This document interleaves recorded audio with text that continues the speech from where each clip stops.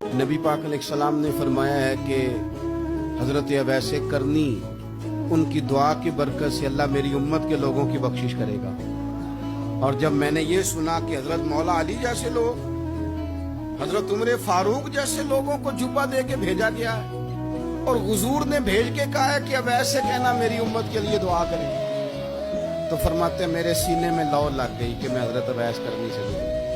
मेरी तबीयत लग गई, मेरा शौक आ गया कि मैं ख्वाजा अवैस करनी रज़ी अल्लाह तआला अन्हु से मिलूं। मैं निकल पड़ा, अल्लाह के बंदे के लिए निकला।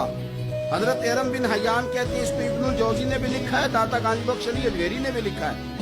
कहते मैं ढूंढने लगा हजरत अवैस करनी को, बड़े शहरों में गया पर वो मिले नहीं। दाता साहब कहते हैं वो हाल वाले आदमी, उन पर भी हाल तारी रहता था, असी किसी दे कुछ नहीं जलाते ते ना कोई साडा दर्दी, वो भी अपनी कैफियत में रहते थे। दाता साहब ने लिखा है जब दुनिया हंसती थी तो हजरत अवैस करनी रोया करते थे, जब लोग रोते थे तो वो हंसते थे।